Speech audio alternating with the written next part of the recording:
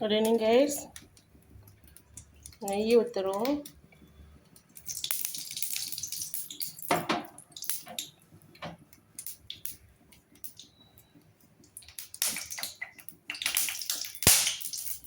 சிம்மில் வச்சுக்கிறோம்.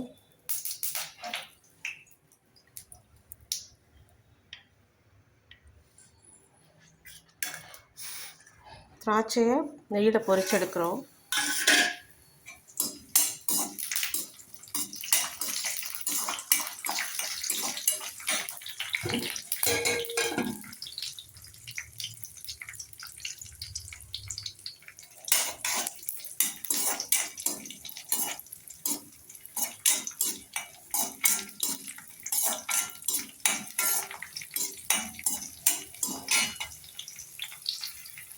நல்லா ப்ரௌன் கலரில் பொரிஞ்சிட்டு இப்போ எடுத்துடலாம். ரவாவை போட்டு அந்த நெய்லேயே நல்லா வறுத்துக்கணும்.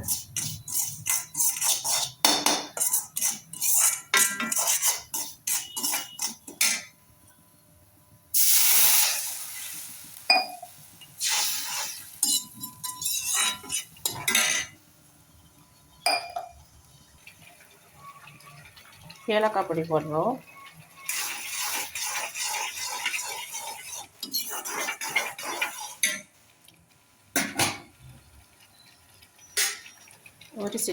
ஒரு சிட்டிகை லைட்டாக கொஞ்சம் உப்பு போடுறோம். நான் ஆர்டிஃபிஷியல் கலரே நான் சேர்க்க மாட்டேங்க. அது ஒயிட்டாகவே இருந்தாலும் ஓகே தான்.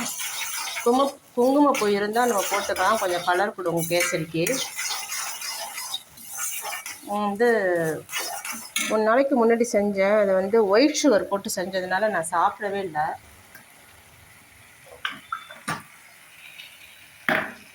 சன்னுக்கு ஒயிட் சுகர் போட்டால் தான் பிடிக்கும். எனக்கு ஒயிட் சுகர் நான் யூஸ் பண்ணுறதில்ல. அதனால் நாட்டு சர்க்கரை தான் போட போகிறேன்.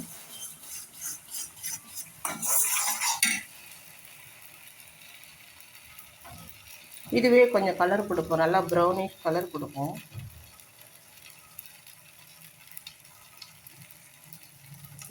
இது இனிப்பு ரொம்ப இருக்காது, அதனால் கொஞ்சம் கூட போட்டுக்கலாம்.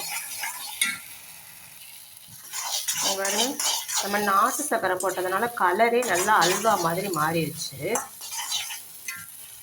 ஆனால் என் பையன் கண்டுபிடிச்சிரும், இது ஒயிட் சுகர் போட்டால் தான் சாப்பிடுவேன், இது நாட்டு சர்க்கரை சாப்பிட மாட்டேன் அப்படின்றோம்.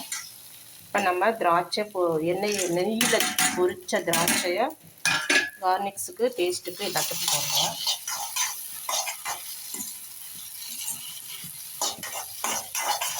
நல்லா ஒட்டாமல் நல்லா வருது பாருங்க.